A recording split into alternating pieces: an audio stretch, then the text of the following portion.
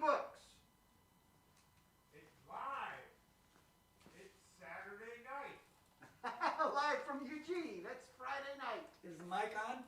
Mic is on. Mic is on. I should have a mic here so I can talk while I yell. Folks, he's been on the stages at Kerrville. He's been on the Oregon Country Fair, and tonight he's on window pane. Oh, so please welcome Brian Cutie. No, it's purple mic or not. Wow, YouTube is actually showing here. Woohoo! Now we'll see if it's in sync. I got it a sync of a setting down. We'll see. Are we in the sync? Uh-oh, we're live. This is Saturday Night Live from Eugene. So we're trying a little test. Oh yeah, there's a little delay. I can hear me in the back room. Yeah, the delay is going to be okay because there you are, you're opening your book. It's not on Facebook, right? Should be on Facebook. Okay. Oh. This is Saturday Night Live.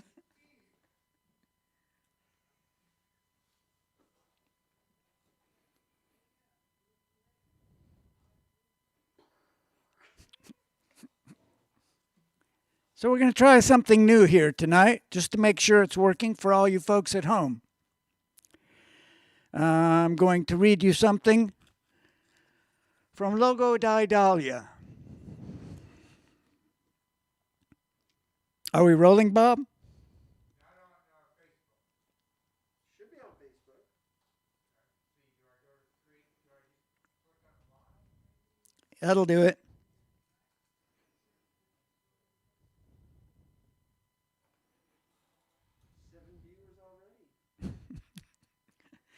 To all of you 7 people out there watching, take me out to the trees where there isn't a smattering of doubt. Let me know who you are. See your insides turn out. There's something ancient about the land, far from overstimulation and immense tense, where other concentric octaves are perceivable, where wide, deeper openings and dancings are unavoidable, where the distance between beings is so close, the radiance overlaps so far, so good. So you recognize the song of ages' laughter, and you realize now you've been unlimited in the wildest possible way. So you dance to expansive being, and you alchemize along throughout the day, changing heaviness into pricelessness, like lead into gold, where all the hurting and distractive dirt becomes pure revelation, unspoken, like delicious and evolving dreams known forever, never told. Out by the trees are shade and wind, far from congestion, tempers, and speed. Meet me in your giving way, that we may touch hearts, that dead undoom may recede. The sparkle of your deepest liquid laughter is all the bravest music I could ever hope to need to proceed.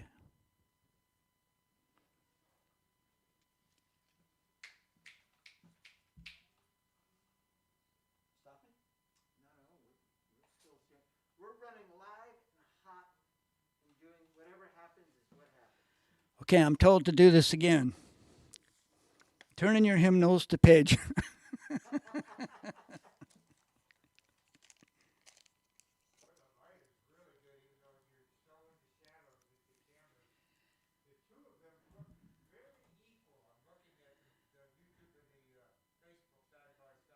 Oh, good.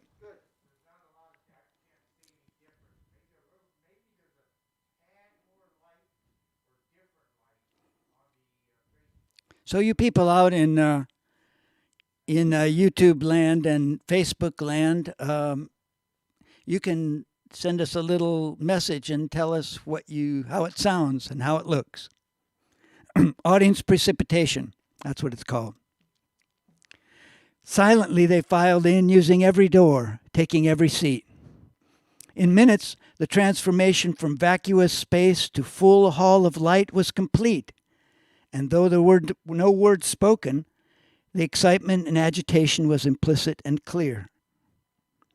After elastic time and the faint sound of many billions of cells clicking often on and off in chimerical rhythm, all the beings seemed to groove on an alternate tandem frequency, and only then could their common focus accelerate together to encompass the one who comes to sit. And when the one who comes to sit entered and moved to the center point before the assembled multitude, a different whoosh of light swept through the unified cell rhythm, not necessarily faster, but surely deeper or wider, softer or perhaps quieter, until breath was so still, bodies barely moved, and in deep stillness, the universe began to move through each person individually and then collectively. Barely perceived was the slenderest edge of body being quivering so slightly, like perhaps a bamboo leaf on a nearly still air day. And the roar of the wind, oh, it was as loud as it was silent, as it touched every particle and caused them all to bend and sway and pulse, taking new shape, collecting new form, solidifying and liquefying, burning and freezing, melting into puddles and towering into edifice. Never before had the community reached the intensity of this rising gift presence. Never before had the soul of the planet been this clear and redeemable in relation to the whole of creation, as if the world had destiny as clear as any individual. How well those hearts of thunder could move with such grace atop the waters of space between planets. How much there is still to do, as if all this age amounted to was a new level of infancy, brave and astounding, and so far from the seed. Yeah. I don't know if that's exactly the appropriate response to that, but I wanted to give you some feedback. Well, we had Becky Wallace, Dan Agnew, Alex Steele, and Paul Mendoza all giving props, saying it looks and sounds fantastic. All right. So we'll try another one. Coming through okay, Scott, there? Oh, that was me commenting the Tsunami Books, but whatever. I didn't say anything. I didn't say anything that offensive this time. This is a test you may never see again.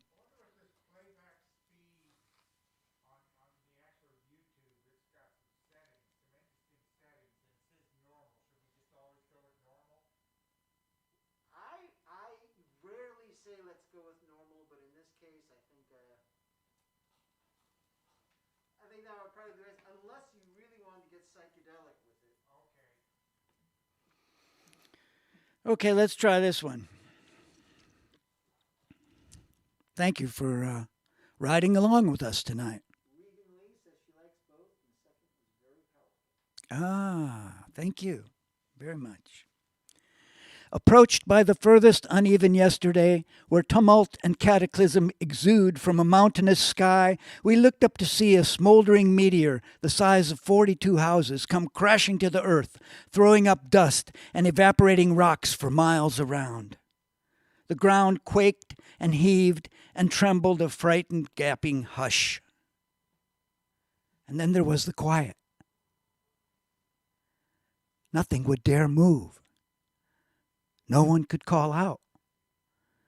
Even at the heat of the day, cosmic dust trails filled the off-green sky, blocking heat and light. Between people who were closest, word became thought. Stunned into present time, alert and aware, there were no what-ifs or even what-nows. Routine was forever changed again. Everything became significant. Distracted from commerce, numbers, and logic, life itself took on new meaning, calling with a wild new sensuousness. Nerves were raw, imploded, frayed, and exposed, yet also strangely soothed.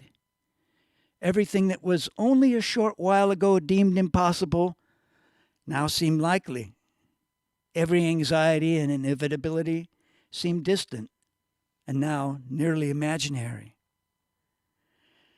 Awakened by the highest molecular call, something juicy began again flowing and flooding, streaming and surging in that moment when collective vision gasps and pauses in stupefied horror, breathes deeply in and waits, and begins again on the out-breath. Mechanism reset, conscious and altogether aware in some sort of celestial union, never to be less vigilant again.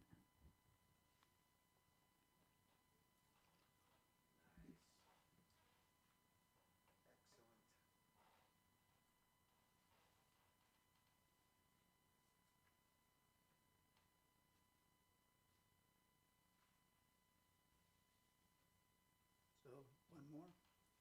Sure. You want to come watch it over here, Brian? Yes, let's get somebody else up here. You ready, Scott? Oh, I don't know. Only until I forget it.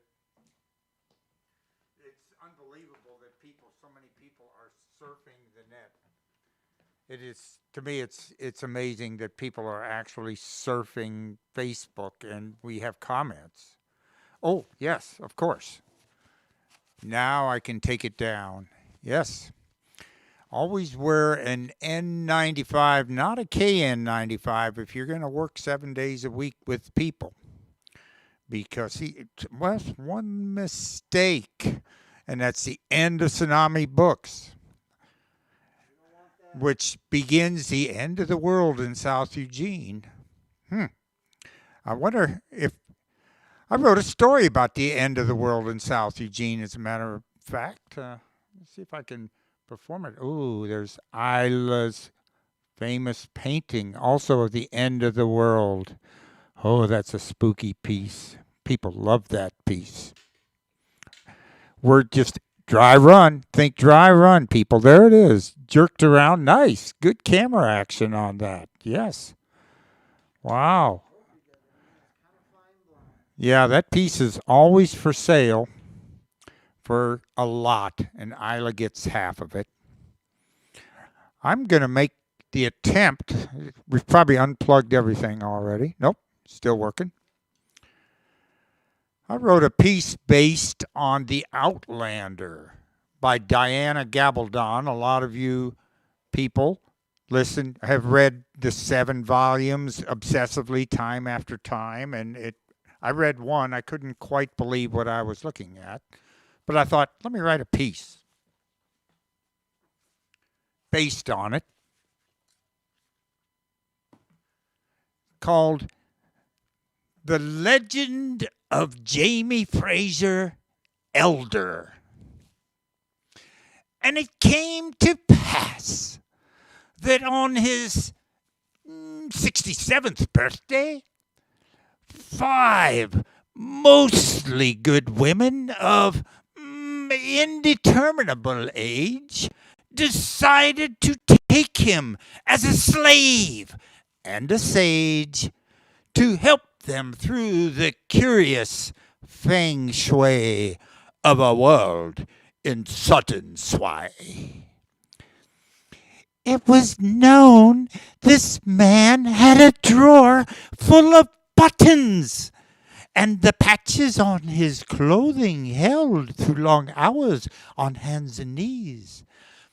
And of all the old men whose guts had not yet seasoned a make-drew stew, he was one of the few with hearing still clear, giving credence to the rumor of a closet full of Q-tips. Oh, in the broken window, bramble-swallowed cabin, a tilt in the wallow on the backside of the hill, into which he was seen to secretly stumble when another of an endless chain of numbing days of work had long grown dark, where the cold damp of a far-gone time had returned.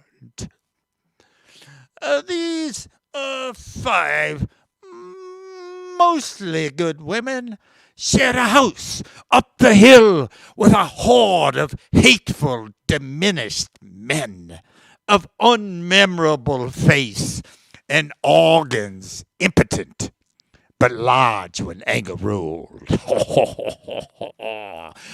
They found him curled in the dry corner of a broken king mattress, wrapped in hand-stitched linen, reclaimed from the pages of an ancient Shakespearean first folio he had once tried to trade for a precious pair of boots. The women, in truth grown quite emboldened, had their way with the smiling, snaggletooth length of blood, bone, and rigor, taking turns reading from the sheets. This is the third time. I hope good luck lies in numbers.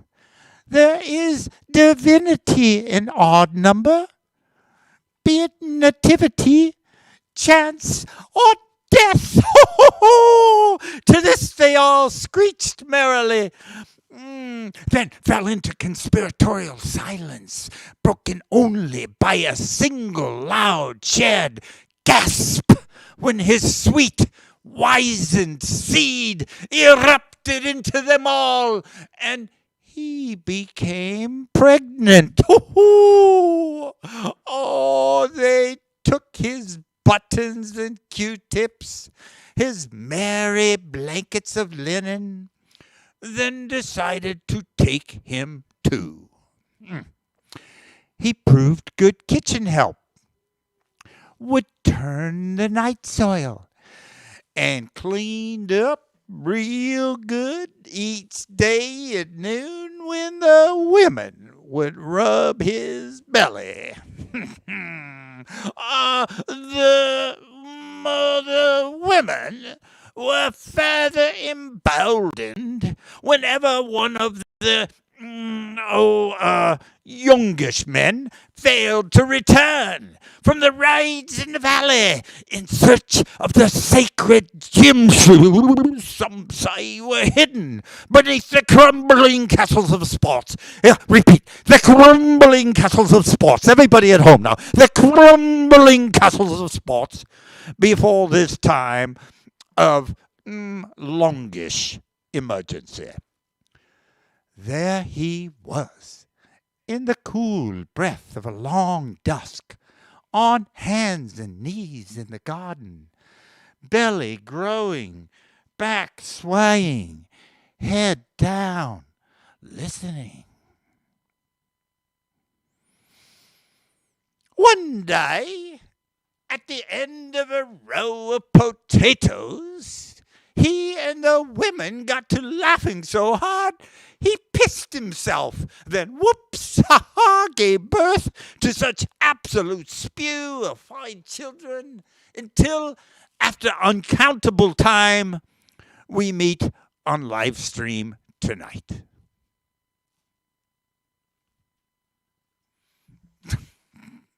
The Legends of Jamie Fraser.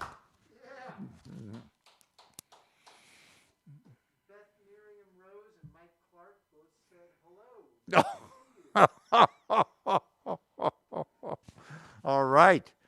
We're getting political people, and famous folks are responding, turning off their computers finally for the night. We're glad we can help on that level. We have the idea of, this is what we're calling a dry run tonight. We have the idea of eventually having a little live stream presentations here Saturday night live at Tsunami Books. It's Saturday night. Yes, there it is. And that's what we're going to call it.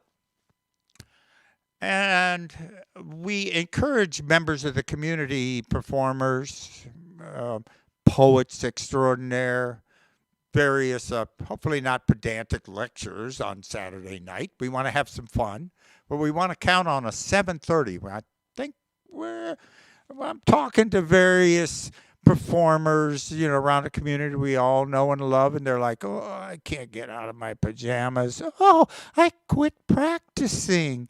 I'm thinking about becoming a computer programmer." But there's some of you who are still obsessively playing and really do want to be seen and heard somehow. And it would be nice to start to sort of slowly enliven the Tsunami stage once again. We have entertainment booked for October. I'm not sure what's going to happen between now and then. I'm not sure that October will even be here. But it would be good to bring people back together here at Tsunami. Perhaps Saturday nights on your couch for an hour. We all grew up with Dick Van Dyke Tripping or Gunsmoke, Bonanza. We all knew at 7:30 where we were going to be, and we'd like to provide something to give us an option coming up. So stay tuned on that one. Again, Dry Run. Think Dry Run. Wet pants, a dry run. Oh.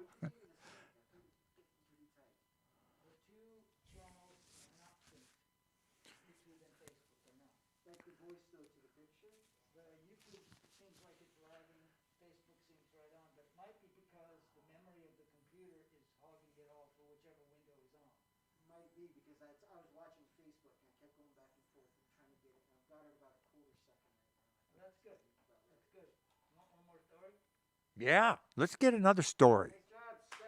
All right. And we will, by the way, we will be sterilizing our microphones between every performer.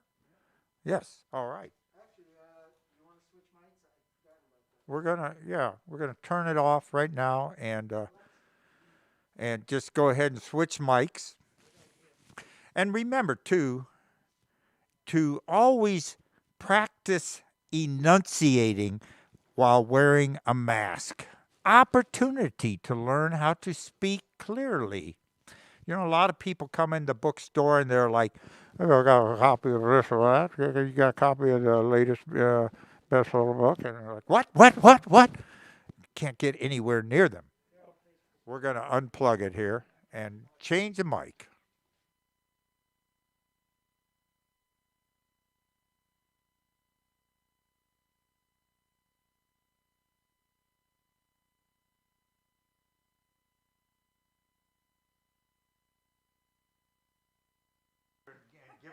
Give credit to the mic person.